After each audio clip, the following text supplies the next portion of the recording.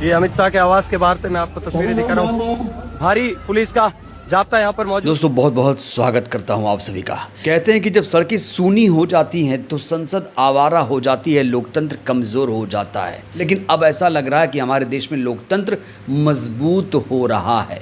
इस समय सड़क से संसद तक संग्राम मचा हुआ है। धर्मेंद्र प्रधान के इस्तीफे के बाद अब अगला नंबर है मोटा भाई का। प्रधानमंत्री के सबसे खास मंत्री का अब इस्तीफा होगा। अब देश के जो युवा हैं अड़ चुके हैं। अब पूरे देश के युवा एक ही डिमांड कर रहे हैं, अमित शाह इस्तीफा दो, अमित शाह का इस्तीफा होना चाहिए। सिर्फ सड़क पर नहीं, संसद में भी अब डिमांड यही हो रही है कि गृह मंत्री का अब इस्तीफा हो जाना चाहिए। जैसे धर्मेंद्र प्रधान का इस्तीफा हुआ, उसी तर्ज पर अब गृह मंत्री का भी इस्तीफा होना चाहिए, क्योंकि ये पूरी तरीके से फेल हो चुके हैं। इन्हें जो करना चाहिए वो नहीं कर पा रहे हैं। और इसीलिए आज दिल्ली में जंतर मंतर पर शाह के इस्तीफे को लेकर एक बार फिर से आंदोलन प्रदर्शन शुरू हो गया है। लेकिन इस प्रदर्शन को दबाने की कोशिशें भी शुरू हो गई हैं। उधर प्रदर्शनकारी गृह मंत्री शाह के घर का भी घेराव करने के लिए निकल पड़े हैं। दोस्तों एक एक करके सारी वीडियोस मैं आपको दिखाऊंगा, सारी रिएक्शंस मैं आपको सुनाऊंगा। प्रधानमंत्री नरेंद्र मोदी ने जो नया वीडियो, नया रील जारी किया है। हालांकि प्रधानमंत्री को छात्रों पर हुए हिंसा पर बात करनी चाहिए थी, लेकिन उन्होंने इस पर कोई बात नहीं की। उन्होंने गाली की बात की कि उनको गाली युवा क्यों दे रहे हैं। इसीलिए आज देश के तमाम जो बुद्धिजीवी हैं वो प्रधानमंत्री को आईना दिखा रहे हैं, मोदी जी को आईना दिखा रहे हैं। जहां एक तरफ गोदी मीडिया प्रधानमंत्री की छवि गढ़ने में लगा हुआ है, तो वहीं दूसरी तरफ एक बुद्धिजीवी वर्ग प्रधानमंत्री की इस रीलबाजी पर क्या सोचता है, वो रिएक्शंस भी दोस्तों मैं आपको दिखाऊंगा।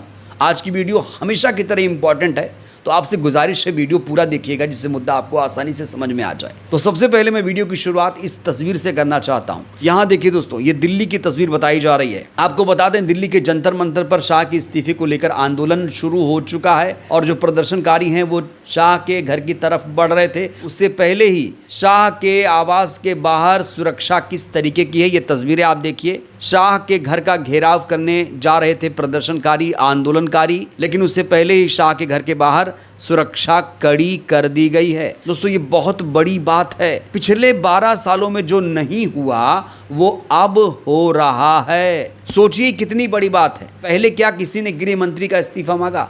नहीं मांगा। क्या पहले कभी किसी ने गृह मंत्री के आवास की तरफ कूच करने की कोशिशें की? लेकिन दोस्तों अब ऐसा हो रहा है। जो ये सरकार है अब हर मुद्दे पर घिर चुकी है।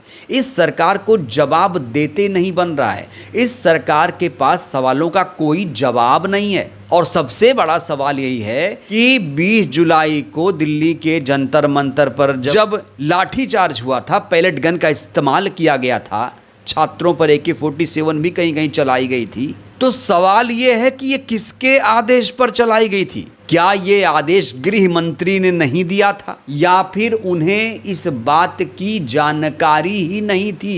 इस सवाल का जवाब देश की जनता चाहती है। विपक्ष सदन में इस सवाल का जवाब चाहता है, लेकिन सदन से प्रधानमंत्री, गृह मंत्री गायब हैं।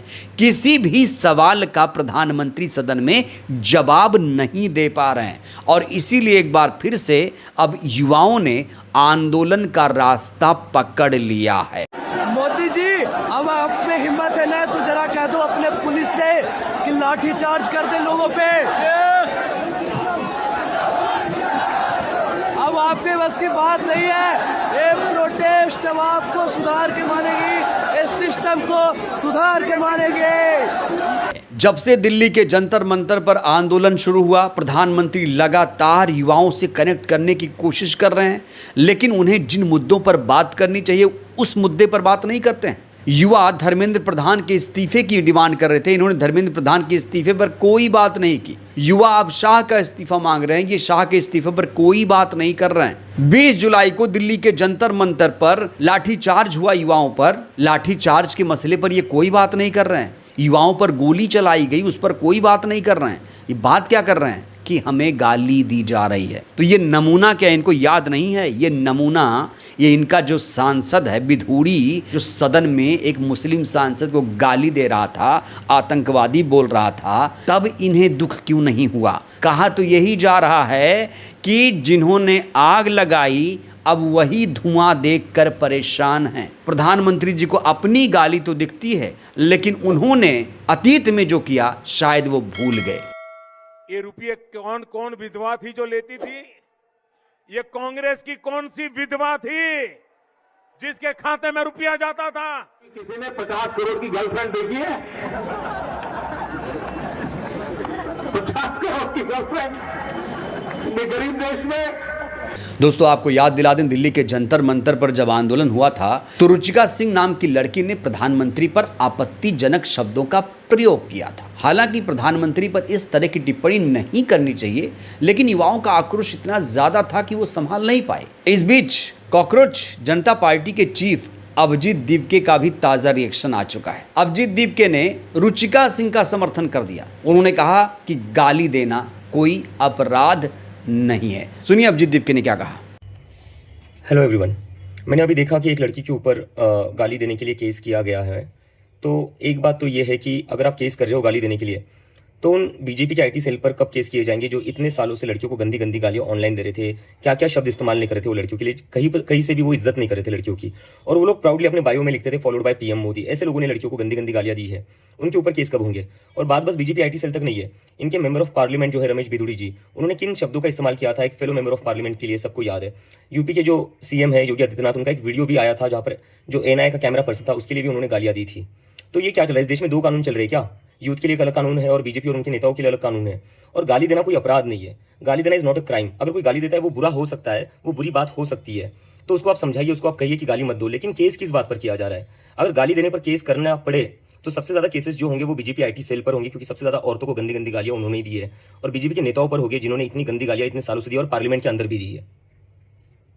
सोचिए दोस्तों, नोएडा की रहने वाली रुचिका सिंह ने प्रधानमंत्री को गाली दी तो एफआईआर कर दी गई। बड़ा सवाल यही है, एफआईआर किसने करवाई? यूपी में किसकी सरकार है? और उसके घर पर कहा जा रहा है कि पुलिस भी भेजा गया था। उसको इतनी भद्दी भद्दी गालियां इनके समर्थक दे रहे हैं दोस्तों कि मैं आपको सुना नहीं सकता, मैं आपको दिखा नहीं सकता। इसीलिए रुचिका सिंह ने परेशान होकर माफी मांगना शुरू कर दिया। अब प्रधानमंत्री के इस रील पर लोग क्या कह रहे हैं, खासतौर से जो बुद्धिजीवी लोग हैं। तो दोस्तों कुछ इंपॉर्टेंट रिएक्शंस मैं आपके सामने रखना चाहता हूं, जिससे आप में सोचने समझने की शक्ति पैदा हो। सबसे पहला ट्वीट मैं आपको दिखाना चाहता हूं रुफल गांधी का। इन्होंने लिखा, क्या मोदी की माँ ही देश की इकलौती माँ है?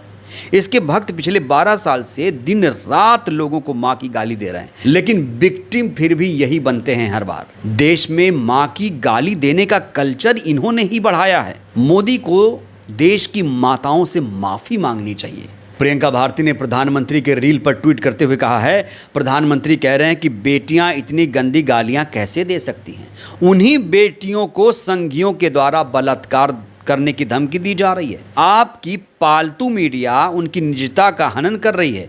ये गंदगी नहीं है। फ्रेंड बोलने में जुबान नहीं कांपती है। उम्र हो गई 75 पार, बोलते हैं फ्रेंड्स। इस पर चिढ़ गई हैं प्रियंका भारती। तो जहां एक तरफ प्रधानमंत्री के इस रील के रिलीज होने के बाद उनका महिमा मंडन गोदी मीडिया कर रहा है, तो वहीं पर रियल जो रिएक्शंस हैं वो सोशल मीडिया पर दोस्तों देखने को मिल रहा है। हमारे देश में गाली का कल्चर किसने शुरू किया? किसने कहा था जर्सी गाय? किसने कहा था 50 करोड़ की गर्लफ्रेंड? किसने कहा था कांग्रेस की विधवा? किसने कहा था हाइब्रिड बछड़ा? प्रधानमंत्री जी इस पर भी सोचिएगा। और आपके जो समर्थक हैं दिन रात कैसे जहर फैला रहे हैं, जहर उगल रहे हैं, कैसे गालियां दे रहे हैं बेटियों को, ये आपको याद नहीं आता है? आप पहले अपने समर्थकों को समझाइए। और ये नफरती महिला नहीं याद है आपको? ये दिन रात गांधी जी को गाली देती है, इसके बावजूद आप ऐसे लोगों को फॉलो कर रहे हैं, अपने कार्यक्रम में बुलाते हैं। पहले इन लोगों को संभालिए। जो गंदी मानसिकता के लोग आपकी पार्टी में हैं, पहले उनको सुधारिए। और देश जिन सवालों का जवाब चाहता है उन सवालों का जवाब देने की कोशिश करिए,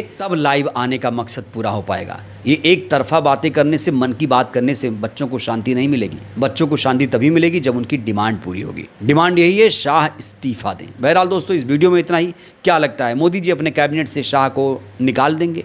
क्या लगता है, शाह का इस्तीफा हो पाएगा? आप लोग भी राय दीजिएगा। बहुत बहुत धन्यवाद।